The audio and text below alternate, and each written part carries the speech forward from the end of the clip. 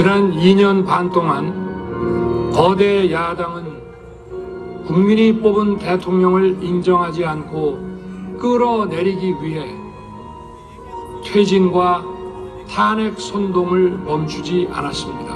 대선 이후부터 현재까지 무려 178회에 달하는 대통령 퇴진 탄핵 집회가 임기 초부터 열렸습니다. 대통령의 국정 운영을 마비시키기 위해 우리 정부 출범 이후부터 지금까지 수십 명의 정부 공직자 탄핵을 추진했습니다. 탄핵된 공직자들은 아무 잘못이 없어도 소추부터 판결 선고시까지 장기간 직무가 정지됩니다. 탄핵이 발의되고 소추가 이루어지기 전 많은 공직자들이 자진 사퇴하기도 하였습니다. 탄핵 남발로 국정을 마비시켜 온 것입니다. 장관, 방통위원장 등을 비롯하여 자신들의 비위를 조사한 감사원장과 검사들을 탄핵하고 판사들을 겁박하는 지경에 이르렀습니다. 자신들의 비위를 덮기 위한 방탄 탄핵이고 공직기관과 법질서를 완전히 무너뜨리는 것입니다. 뿐만 아니라 위헌적 특검 법안을 27번이나 발의하면서 정치 선동 공세를 가해왔습니다.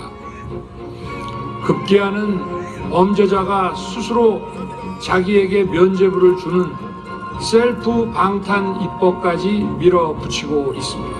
거대 야당이 지배하는 국회가 자유민주주의의 기반이 아니라 자유민주주의 헌정 질서를 파괴하는 괴물이 된 것입니다. 지금 거대 야당은 국가 안보와 사회 안전까지 위협하고 있습니다. 예를 들어 지난 6월 중국인 3명이 드론을 띄워 부산에 정박 중이던 미국 항공모함을 촬영하다 적발된 사건이 있었습니다. 이들의 스마트폰과 노트북에서는 최소 2년 이상 한국의 군사시설들을 촬영한 사진들이 발견됐습니다. 지난달 40일에는 40대 중국인이 드론으로 국정원을 촬영하다 붙잡혔습니다. 이 사람은 중국에서 입국하자마자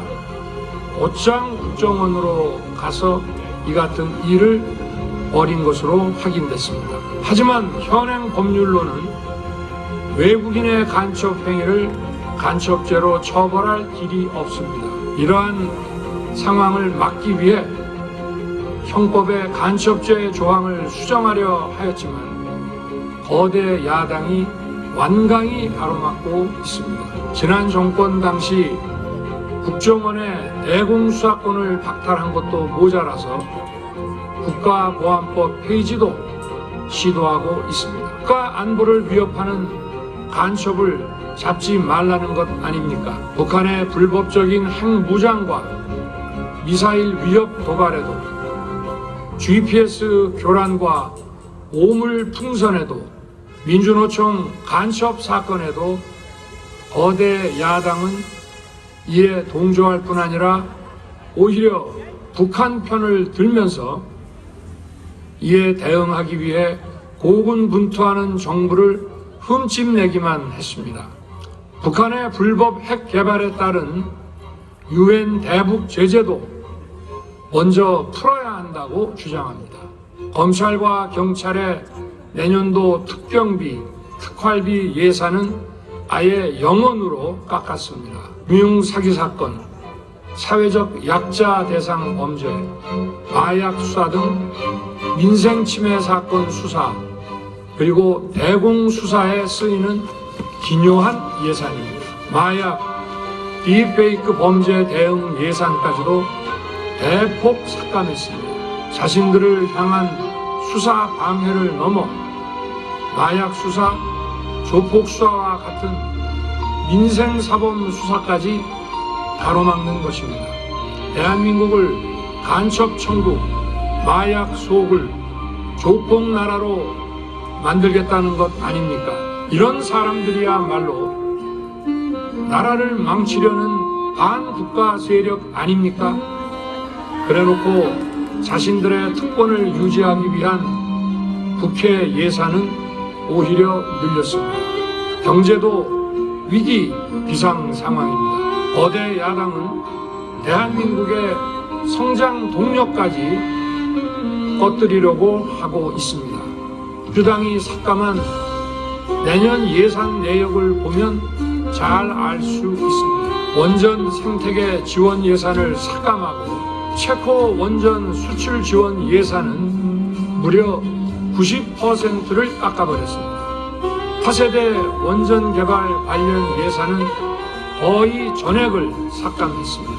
기초과학연구, 양자, 반도체, 바이오 등 미래 성장 동력 예산도 대폭 삭감했습니다. 동해가스전 시추 예산, 이른바 대왕고래 사업 예산도 사실상 전액 삭감했습니다. 청년 일자리 지원 사업, 취약계층 아동 자산 형성 지원 사업, 아이들 돌봄 수당까지 손을 댔습니다.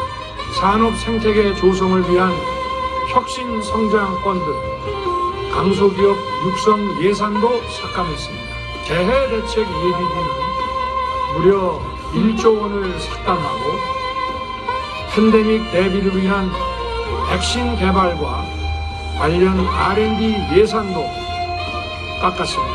이처럼 지금 대한민국은 거대 야당의 의회 독재와 폭포로 국정이 마비되고 사회 질서가 교란되어 행정과 사법의 정상적인 수행이 불가능한 상황입니다. 작년 하반기 선거관리위원회를 비롯한 헌법기관들과 정부기관에 대해 북한의 해킹 공격이 있었습니다. 국가정보원이 이를 발견하고 정보 유출과 전산 시스템 안전성을 점검하고자 했습니다. 다른 모든 기관들은 자신들의 참관하에 국정원이 점검하는 것에 동의하여 시스템 점검이 진행되었습니다. 그러나 선거관리위원회는 헌법기관임을 내세우며 완강히 거부하였습니다. 그러다가 선관위의 대규모 채용 부정 사건이 터져 감사와 수사를 받게 되자 국정원의 점검을 받겠다고 한 발 물러섰습니다. 그렇지만 전체 시스템 장비의 아주 일부분만 점검에 응하였고 나머지는 불응했습니다. 시스템 장비 일부분만 점검했지만 상황은 심각했습니다. 국정원 직원이 해커로서 해킹을 시도하자 얼마든지 데이터 조작이 가능하였고 방과벽도 사실상 없는 것이나 마찬가지였습니다. 비밀번호도 아주 단순하여 1, 2, 3, 4, 5 같은 식이었습니다. 시스템 보안관리 회사도 아주 작은 규모의 전문성이 매우 부족한 회사였습니다.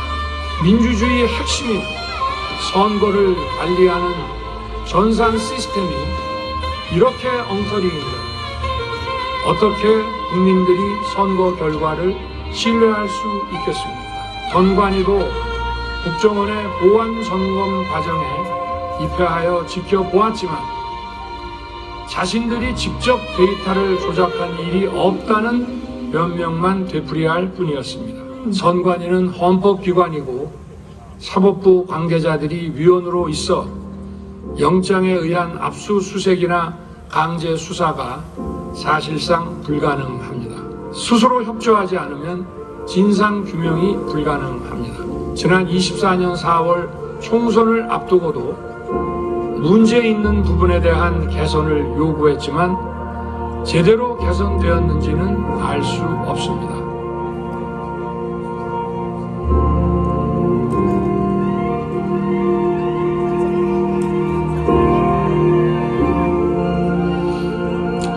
최근 거대 야당 민주당이 자신들의 비리를 수사하고 감사하는 서울중앙지검장과 검사들, 헌법기관인 감사원장을 탄핵하겠다고 하였을 때 저는 이제 더 이상은 그냥 지켜볼 수만 없다고 판단했습니다. 이들은 이제 곧 사법부에도 탄핵의 칼을 들이댈 것이 분명했습니다.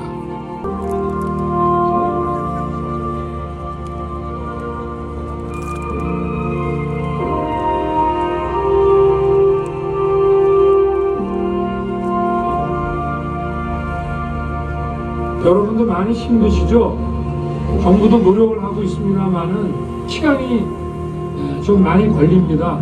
저희들을 믿고 여러분들 용기 잃지 마시고 힘내주시기 바랍니다.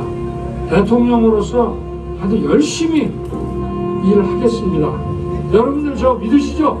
저도 여러분의 성공을 위해서 또 여러분의 사기와 용기를 위해서 늘 여러분 성원하고 응원하겠습니다.